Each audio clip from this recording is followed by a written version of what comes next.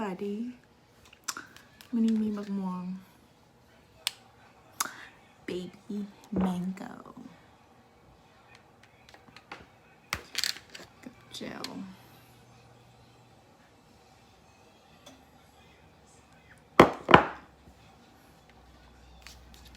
บักม่วงซื้อเมื่อก่อนว่านั้นมีแต่ประมาณ5-6 หน่วยละได้สำเร็จละข้างในมันอยากดำแดงเพราะว่ามันไม่ได้สด it's not like Laos you know where you just pick out the tree and just แดกโลด okay first bite เมย์มาเมย์นี่ใส่กระโบแดงน้ำกูเดือดเธอ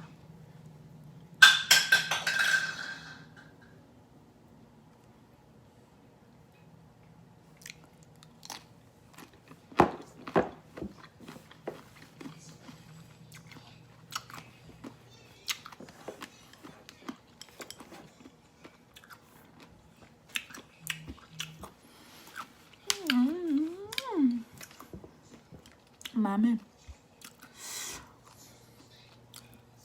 ซื้อไปซื้อกินเอาบอก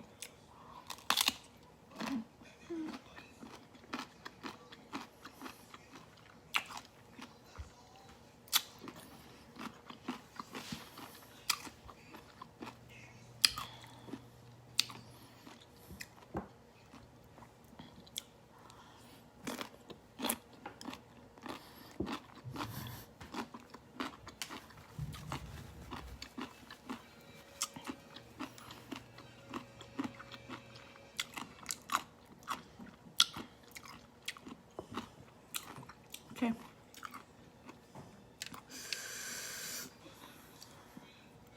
เผ็ด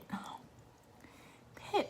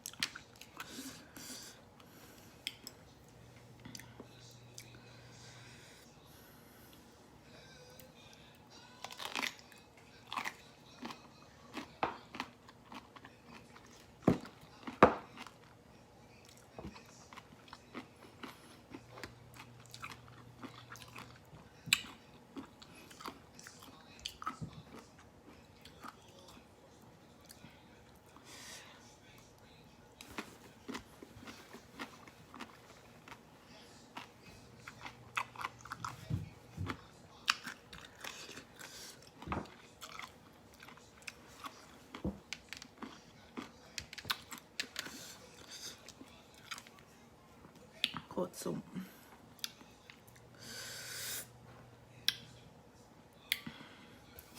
เห็นอยู่ว่าเจล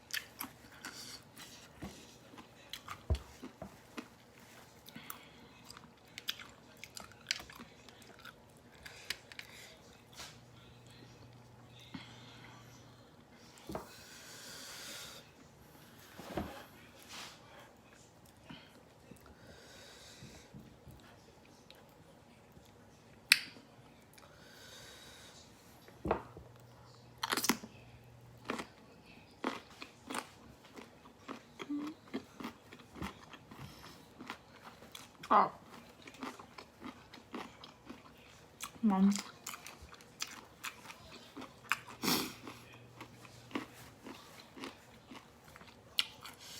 สุ่มเผ็ด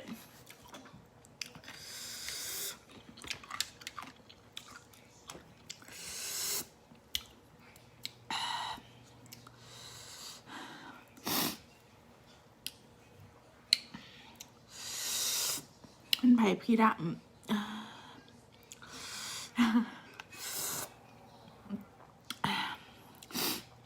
ไปเบิ่ง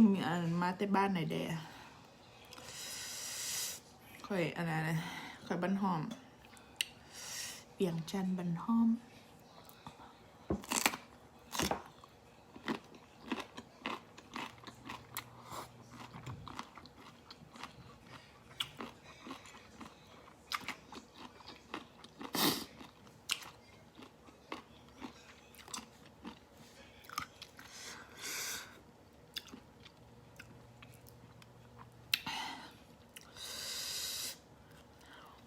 I got it from Cambodian store.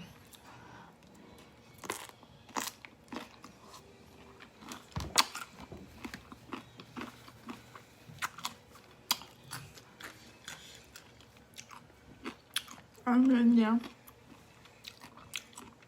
Ăn xào. Ooh.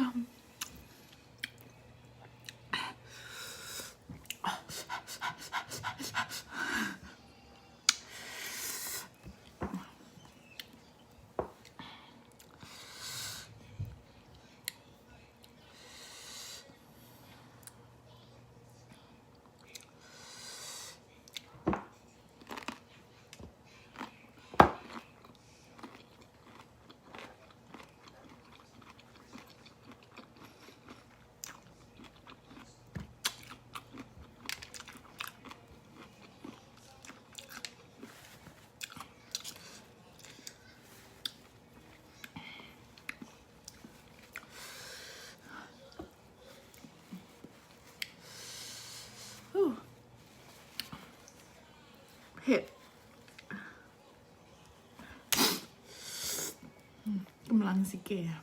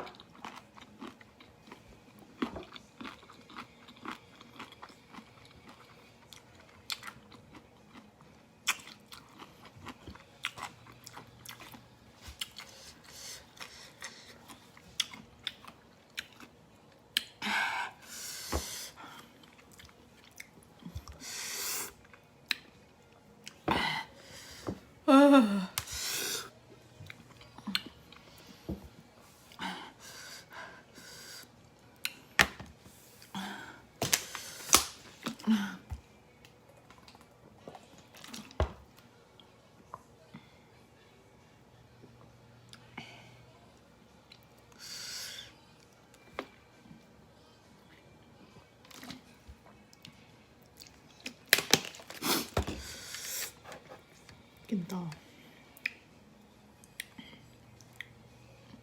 มุนเอา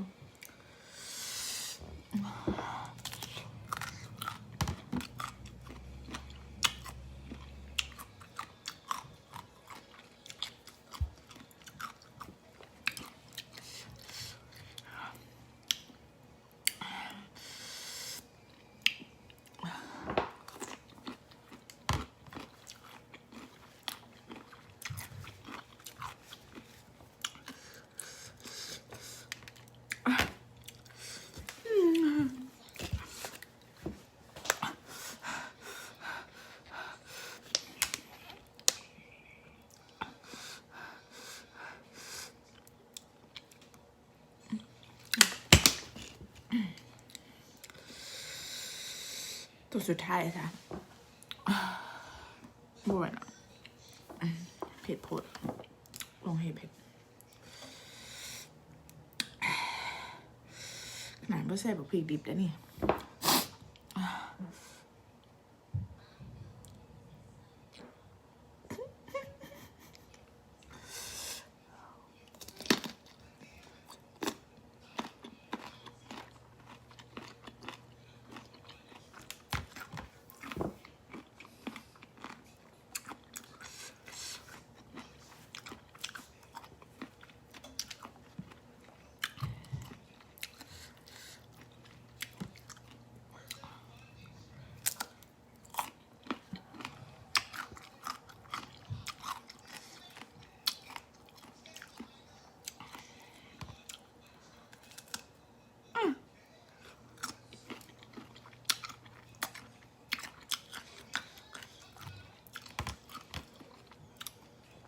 นี้เลยพี่น้อง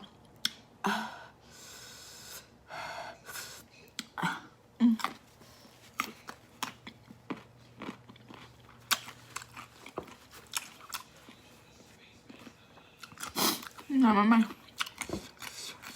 นกกัน